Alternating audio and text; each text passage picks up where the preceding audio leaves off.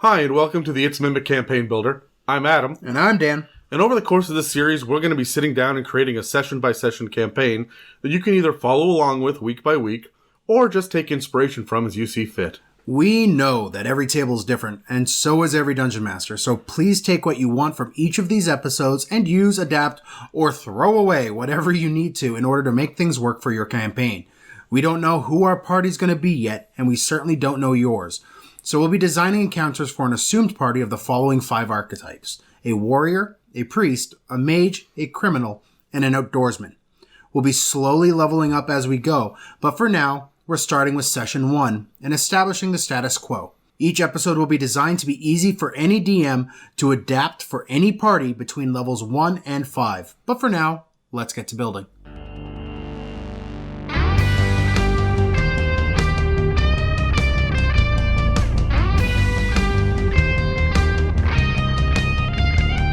So, we're starting off with the status quo, and as you know from listening to the first 4 episodes, we've established our basic framework of the world right now. Mm-hmm. But why is it important to have a status quo?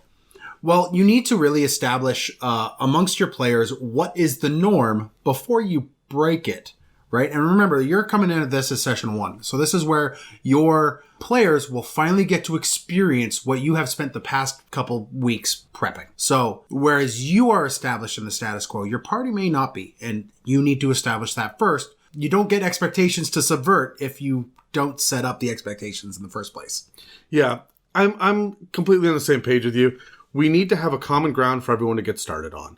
And they need to know what the general history of the world is, kind of what the theme and the tone and whatnot are, so that they understand what the world is. Mm-hmm. Because, I mean, we're going to break the world. That's the point of this entirely. We are breaking the cosmos and how they work. Yep. That is our campaign. And I know a lot of campaigns do go big picture. You're not just stealing chickens at level 20, right? That would be a fun campaign. You know that they actually have abyssal chickens now? They're so gross. I love them. Yeah, anyway, not the point. So, I'm all about, at the very beginning, setting up the relationships, because how many campaigns start with your players walking into a tavern as a bunch of total strangers, or waking up in jail cells as total strangers? It is ridiculous to think that people are on the road and don't have any contacts at the beginning of every D&D campaign. So we started off with a guild. Most of that is because both Adam and I we're kind of in the frame of mind where starting off a campaign where your party actually knows each other, they don't necessarily have to be in the same party or even be friends, but at least where they know each other makes it a lot easier to push forward and lets you as the DM focus on things like setting up the status quo rather than trying to puppet master these random strangers together. Because we talked in Session 0 with each one of the players about what their characters are going to be. We've sat down ahead of time. I'm going to do this next time I start a campaign, and I highly recommend this. You start off ahead of time knowing what each of the characters are, and you as a DM have pretty much the best idea overall of anyone else around the table. So what I do is I'm going to sit down and I'm going to come up with rumors or stories that people could have heard about these characters. Some of them will be true based on the backstories. Some of them I will extrapolate, and some of them will be wildly inaccurate. Yep. And then every one of the players around the table will get to roll on a random table for each one of the other players to hear, what have you heard about them? And because you're already part of a standard guild, and you have heard of each other, and you know of each other, and maybe you're on different trade routes, or you're in different chapters of the guild, or whatever it is. You have different hunting grounds if you're in a hunter's guild. Yep. Whatever it is, you've heard of the others, and you've heard rumors of, and this gives you somewhere to start. And that's the problem. That's why most interactions fail early on, is because you don't have anywhere to start. When you have your first Session 1, the players enter the tavern, and the only things they walk in with are their backpacks, their swords, and their egos. Look at my character. Mm-hmm. We're getting rid of that. Now it's look at your character. And also, it really helps us, honestly, as a podcast, saying we already have these relationships, these rumors, this starting off idea of what you may or may not know about these characters. It gives us a jumping off point, and we're not going to spend any time today talking about how they interact for the first time. No, because really that will be, as we discussed in like the Dynamic Encounters episode last week, that will be the party politics part where your party just kind of sits and discusses for a little bit and moves on.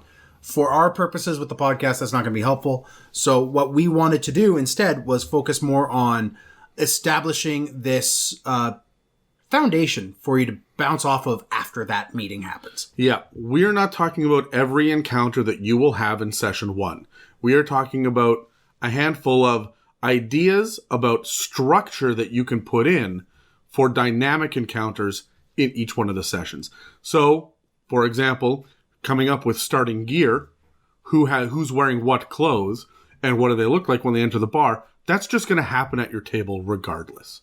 So you don't need to hear us wax poetic about it. What we are going to do is focus on dynamic encounters and really why we've chosen these ones to start off a campaign. So the first one that I wanted to get into is a little bit of the party politics. We said that we're not going to get into the character introductions. They probably all sat around in session 0 talking to each other. They've been tossing messages back and forth through whatever social media or text message that they've been doing, or talking about it over a coffee. It usually takes a week or 2 to build up to a new campaign, and they know what each other's playing.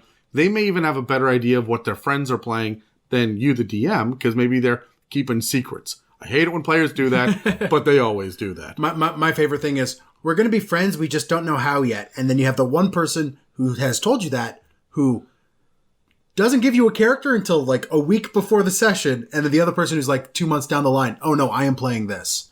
Yeah. Right? And it's like, okay, if you guys are friends, I kind of need to know both of you, not just half of this.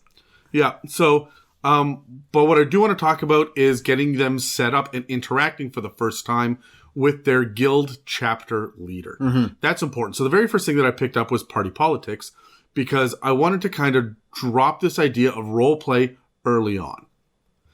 So the very first dynamic encounter that we're going to have is going to be our Tremblay, who, if you guys remember, is going to be our chapter leader, who's this nervous Aarakocra who's balding a little bit.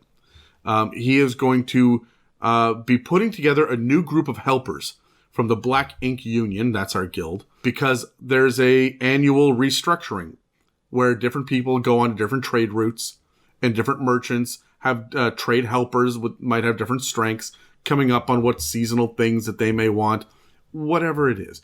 Tremblay is going to need some new people.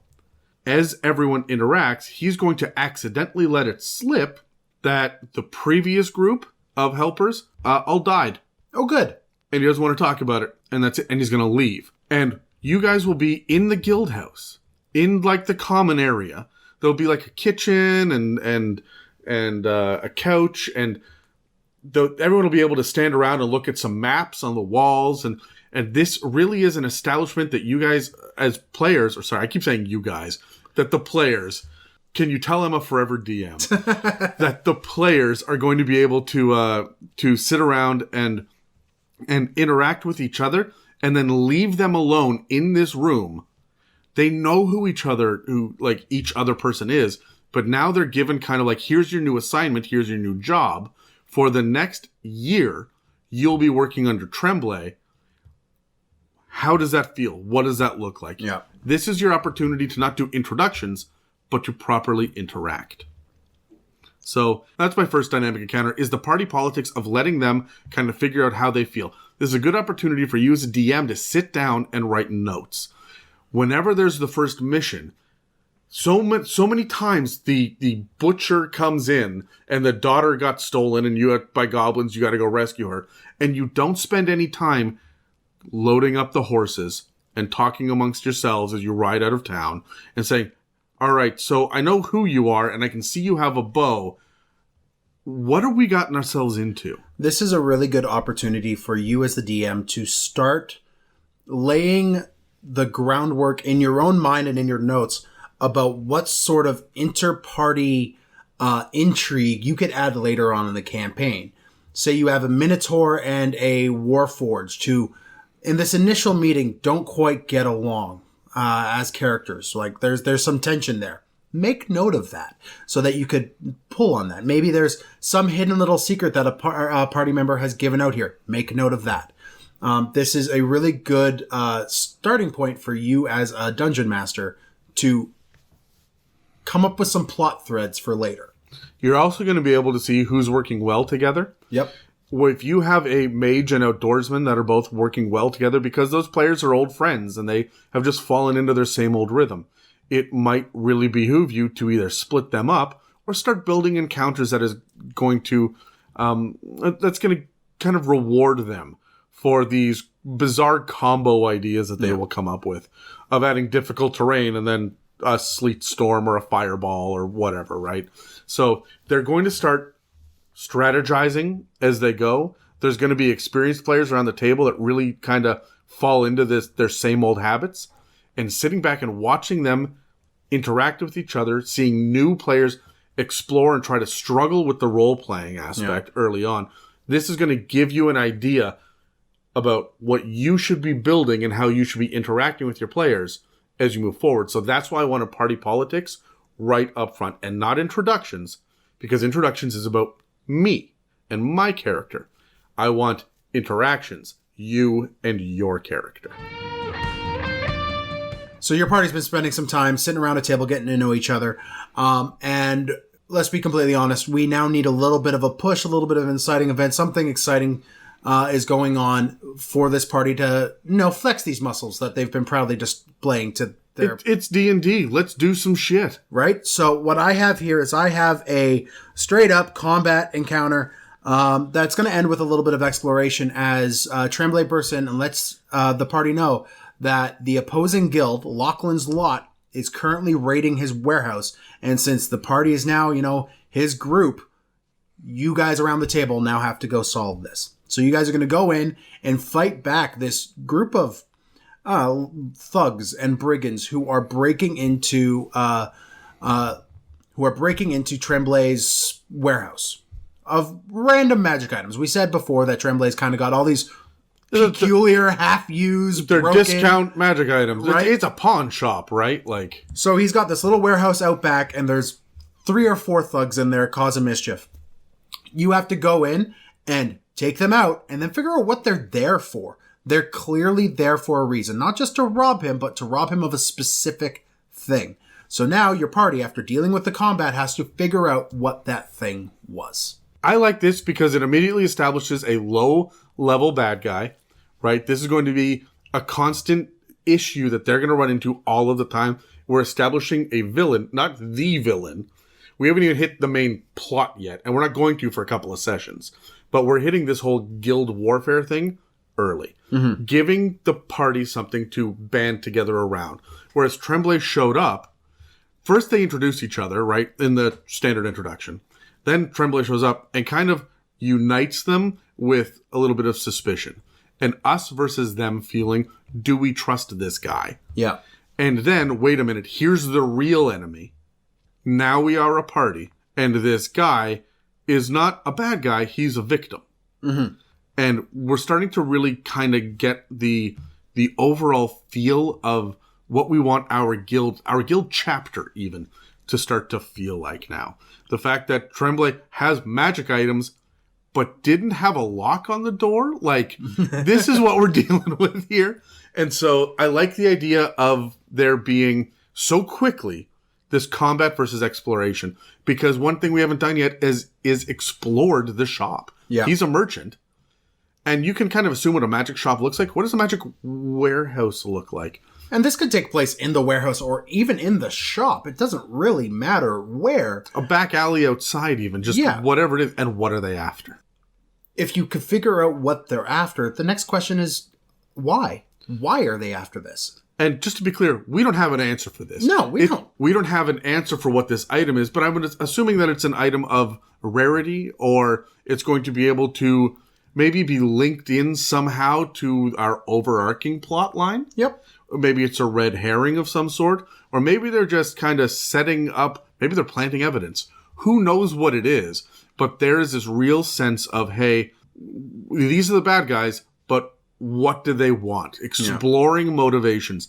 And the other thing, too, is you're going to establish real early, can you murder in Sandspit? In your opening town, can you kill those thugs? And get away with it? And that'll tell you a lot about your players early, right? Yeah.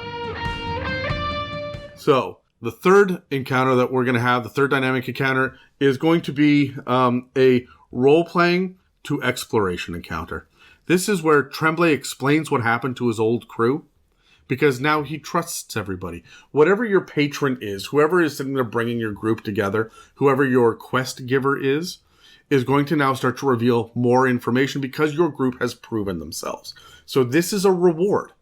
With this little bit of role-playing, you are starting to get your very first NPC that you will care about. Yeah. It's not just the party. There's bigger stakes here. There's more out in the world, and you're starting to meet people that are interesting. And the first one that needs to be the most interesting is the one that sends you on missions. This is your quest giver. This is what you need. And so he's going to reveal what happened to his old crew. And the old crew went out on an escort mission and never came back again. This is important because we as DMs know that within the next couple of sessions, we have an escort mission to do. Yes. So this is going to add a proper sense of foreboding. But I like this because I think as he's telling them, he goes, okay, I can trust you. I'm going to allow you guys to stay in the guild house with me that's above my shop. But here is there are a handful of apartments. Here are their doors. They're all magically sealed in a personal way. And it's up to you guys to determine which one you want and claim them for yourselves. Here are the keys. I think this is how you open the door. Good luck. And so it's a bit of a puzzle. And this role play has turned into an exploration. And so you've got your players standing there going, okay, there's a blue iron door. There's a red steel door. There's a yellow wooden door. And there's a green clay door. And that's it. There's only 4. There's 5 people. There's only 4 doors. What are we doing here? Are they going to split up? Are they going to work together? They've got to get into these rooms. And what the other thing I would do is I would have different rewards behind the doors. By the way, the answer to this, of course, is make the gnome sleep in the attic. Well, I was going to say that there are bunk beds. Or bunk beds. Right? I like the gnome in the attic. And who's going to share, like, quarters with each other? Yeah. And why? These will be interesting questions. Maybe their quarters are 3 times the size, but you've got to share it. Maybe one of the doors is just to a bathroom. But if you can do the appropriate spell or whatever in here, you find that that's just a glamour and there actually is a room behind here. But sometimes people come in and your space is invaded because they're coming into the bathroom. Right? You just peeing on the floor. You can always hear the metal sound of the chamber pot being used at 2 a.m. Gross. Right? And maybe you don't want to be in here because of that, except that there's a charm on the room as well, so you only need 7 hours of sleep instead of 8. And you let them explore and choose because these are magic rooms or whatever, right? The idea of the patron giving this reward as a result of winning this combat and figuring out what was trying to be stolen beforehand. If they can't figure out what Lachlan's lot was after, maybe he doesn't give them the rooms. Maybe he gives them items instead. Or the rooms are just completely mundane. Or something, right? Or it's harder. He doesn't know which key goes to which door.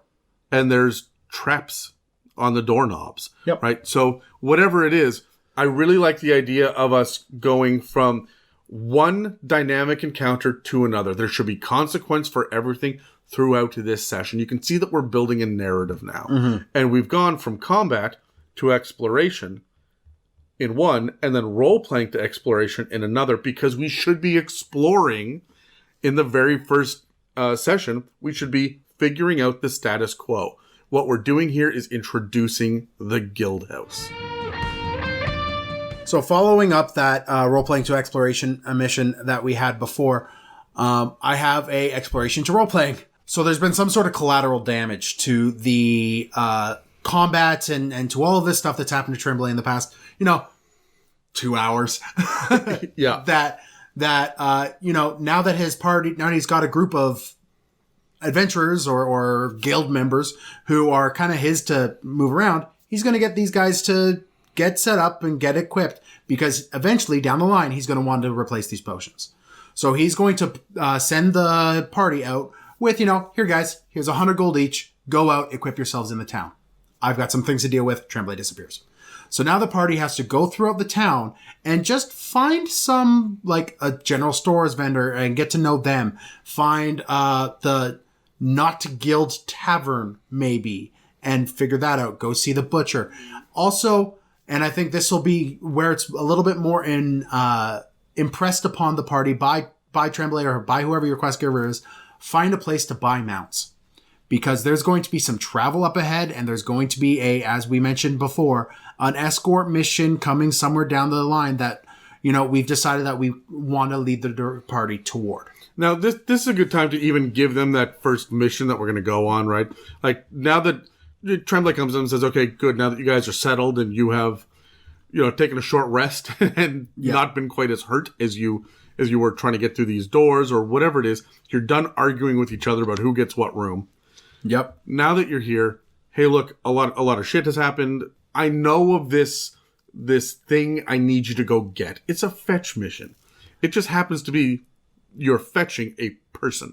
Yes. Right? And so dropping that early at this point, we know that we're not going to do that until session 2. We're not fetching yet, but we're dropping down, or we're giving the idea of prepping for a mission. Mm-hmm. And this is going to require a little bit of bartering. It's going to let your players know exactly kind of who's in Sandspit, right? And this is your opportunity as a DM to kind of throw in a sprinkling of very, very light NPCs to kind of interact with your party, right? You could throw in whoever it is for the tavern keeper or random old lady on the side of the street, right? Just interesting NPCs that you could throw in and sprinkle in here as part of the exploration of the town itself. You don't have to go too in depth with them because your party's not going to, that's not the goal here. However, I would impress upon them that they don't have a map of the town and they should draw one as they go. Yes. They should be drawing out where the stables are, where the blacksmith is, where the general store is and whatnot, so that later on it may come up. We know in the future that we want this town to be under attack at some point. Having a layout is really useful. Have the players draw up the layout as you speak. Mm-hmm. And when you say, oh, yeah, no, it's right on the corner of this street and this street, and they're like, isn't that what the blacksmith is? You go, oh, no, it's kitty corner from that.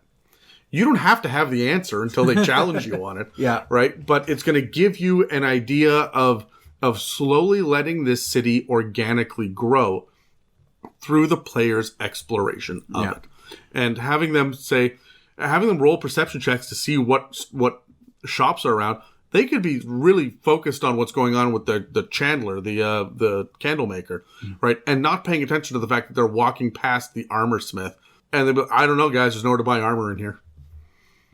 And then someone else like, no, there very much is somewhere to go. And this is where your exploration turns into roleplay. Yeah, and this is a different option other than just handing your players a map with the names of the stores on it to kind of direct them where to go. That's still an option. I've seen that 1,000 times, and it's always less impressive than you think it's going to be. Yeah. Because you drop the map that you have spent hours on, you hand it to them, they go, yeah, okay, I just want a blacksmith. It's cool to know that he's on the left side of town, but I don't give a shit. I'll go into the blacksmith, right? And they don't physically travel there along the road on the map because you've already given them where the destination is. There is one alternative here, and this is to kind of blend the two and give them a quote-unquote empty map that just has empty houses and empty street names.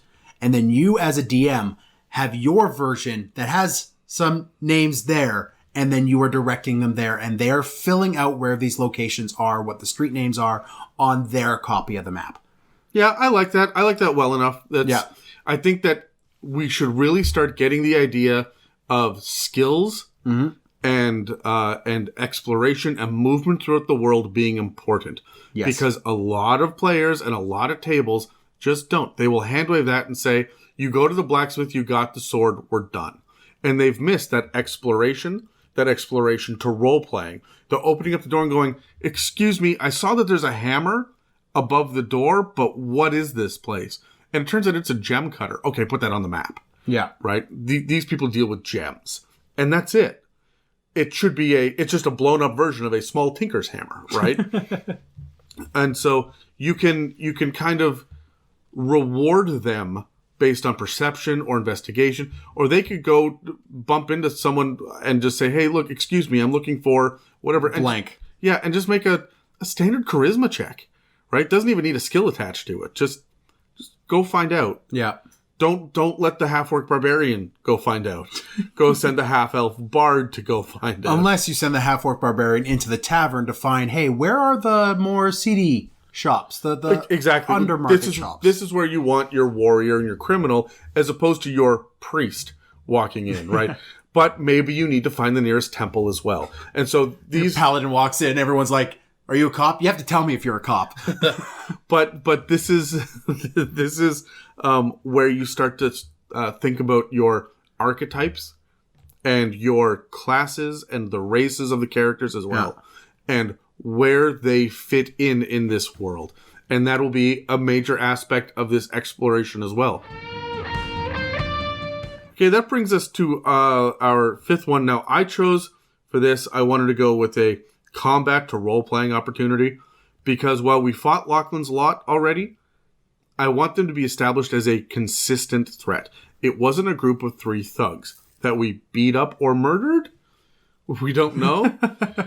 I want something else. So when the guys are coming back from the shopping and their arms are full, maybe they've just bought a pack mule or some camels or whatever it is, and they're on their way back to Tremblay's discount magic items, they get stopped by twice the number of goons. Now, they breezed through the first combat. This one's going to be tougher.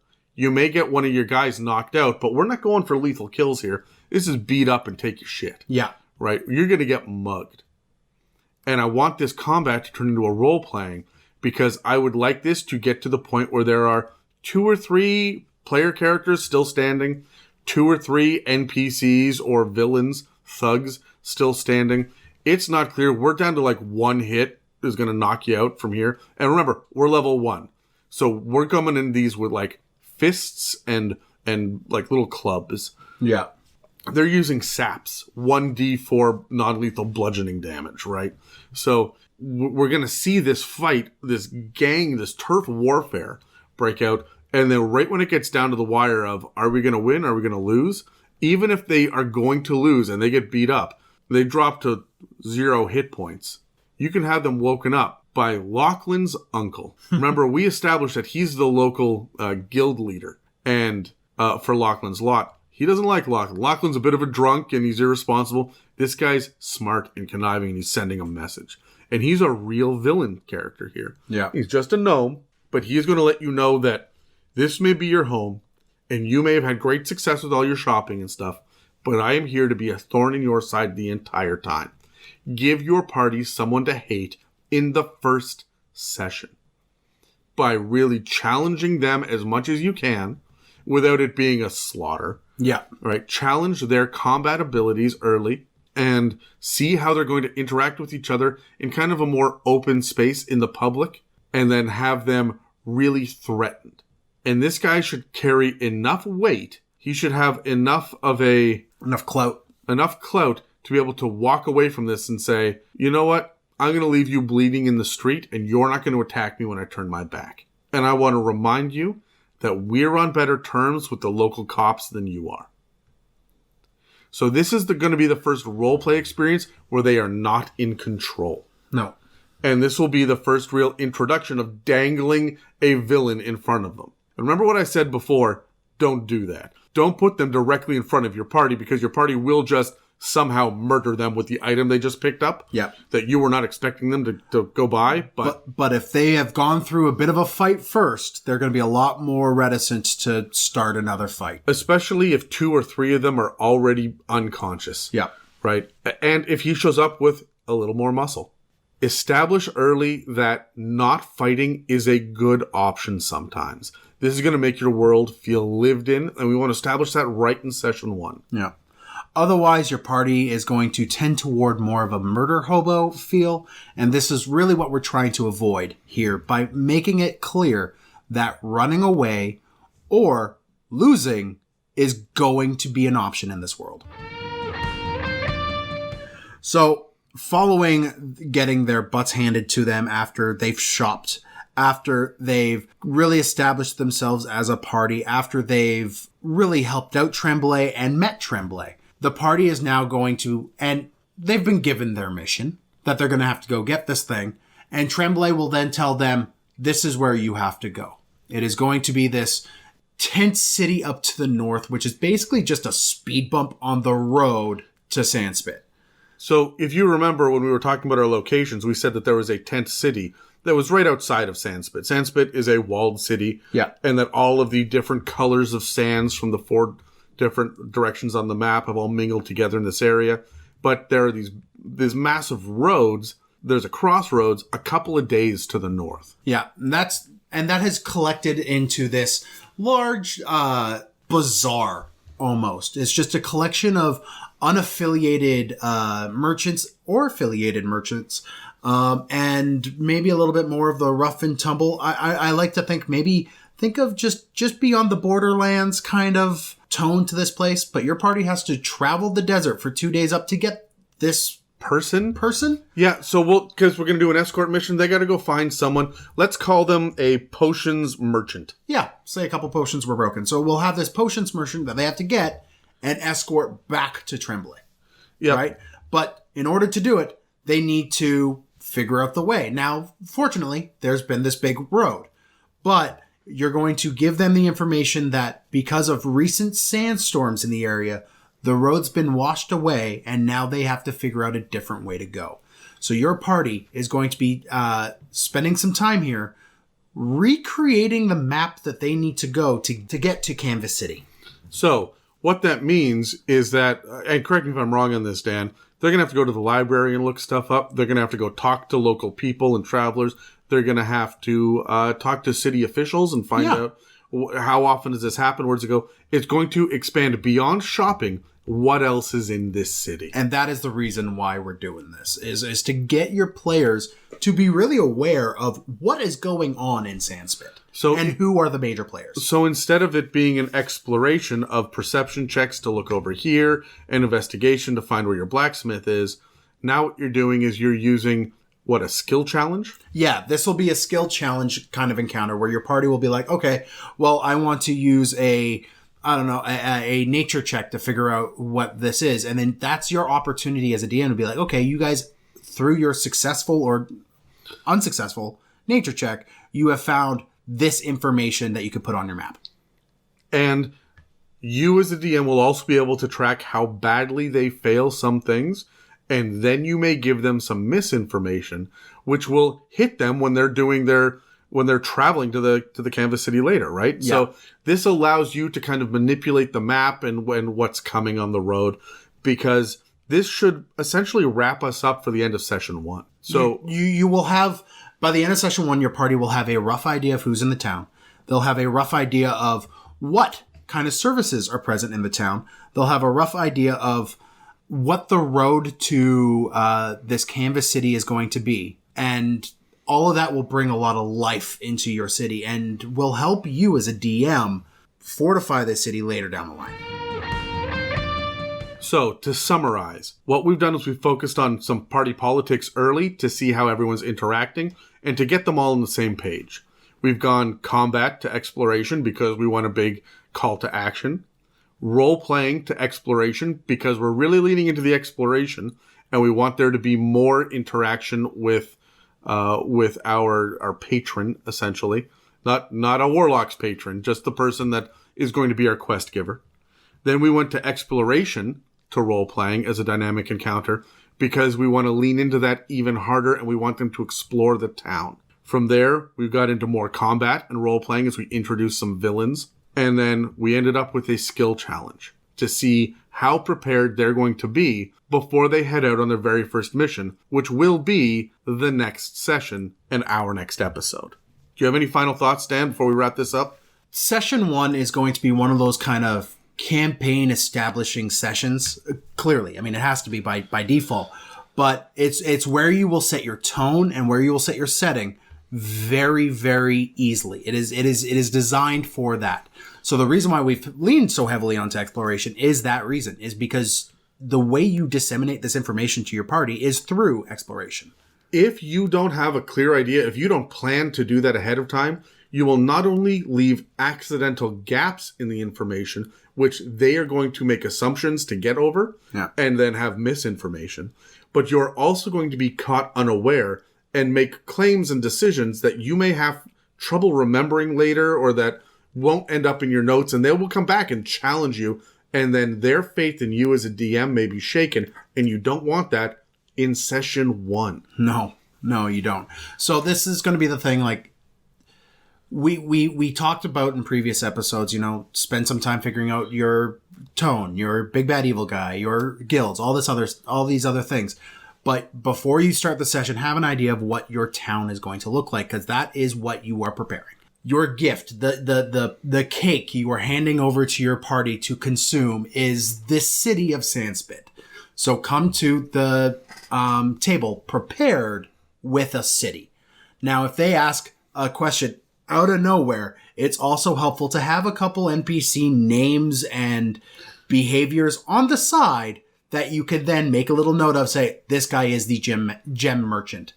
Yeah, this is good. This is why I create tables. Yeah. Right? And my DM book at this point is mostly just notes and tables. Notes of what I have already decided and tables of what I have yet to decide, but here's my tool to do it, right? Yeah. And so they're not necessarily random tables because I won't roll. I'm going to say what works best here. I want a halfling. Yeah. There we go. It's a halfling now. And that allows me to be flexible, but it also allows me to put a little asterisk beside that name and update my notes when I get home later, right? This takes some of by doing a little bit of this prep work early, it takes a lot of the pressure off you to be spontaneous. And that's a thing that really scares DMs. Yeah. Right? Especially new DMs. How do I do this? I'm not going to lie.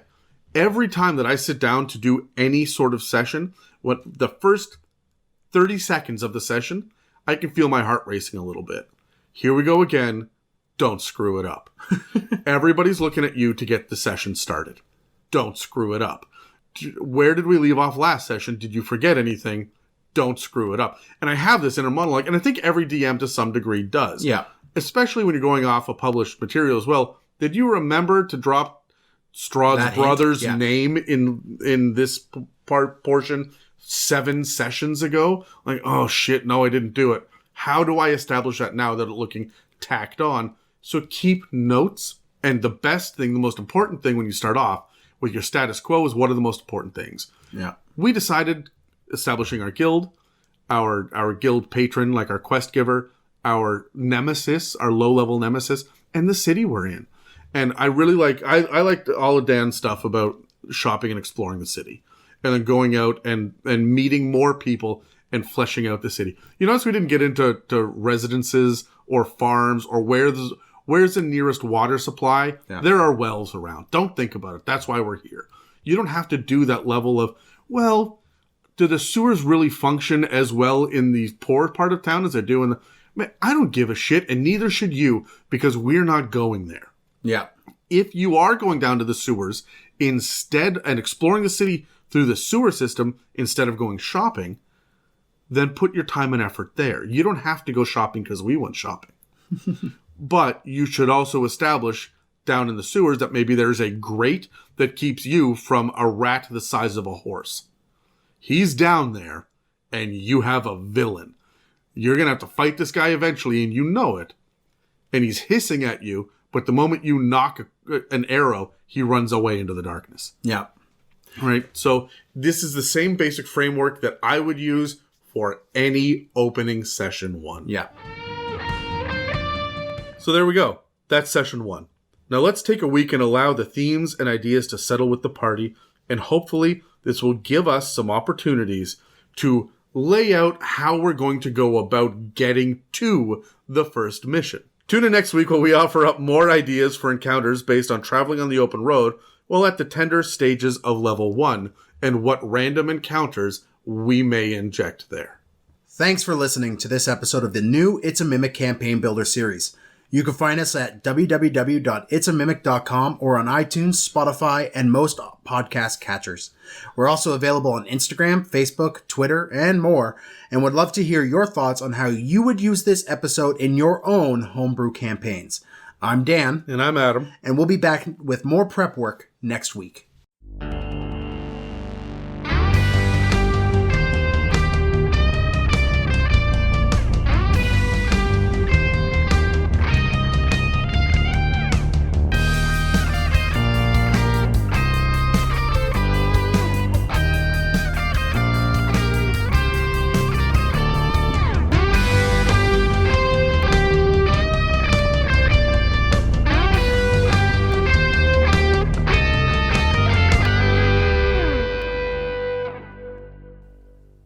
Hey everyone, it's Adam here in the editing studio, and we've asked every week for your feedback about how these episodes are inspiring you. So far, the feedback has been stellar, and we were pleasantly surprised by the number of responses to our episode on guilds specifically. So we've rolled initiative, and the feedback we randomly selected this week is from Jackie Rackham, who said, I made a brewers guild that ran an underground pugilist club that one had to get jumped into, basically fighting everyone in the guild one at a time until you dropped, starting with the newly inducted all the way up to the masters. Sadly, though, my players chose to join the Jewelers Guild. LOL. Well, Jackie, God knows what goes through players' minds, especially when we set them up with what we think are the best plot hooks ever, and this raises more questions about railroads versus sandboxing and how much we should try to control a player's agency, but I'll tell you this. As long as they were having fun in the Jewelers Guild, you can sit back, take your Brewers Guild, put it on the back burner, and use it again in the future, maybe even as an enemy guild, the next time the Jewelers Guild gets a little too full of themselves. If there's anyone else out there who has some ideas on guilds or how they would attack their own Session 1, or even any of these single encounters that we've come up with and discussed today and our reasoning behind them, please reach out to us at info@itsamimic.com. Okay, bye!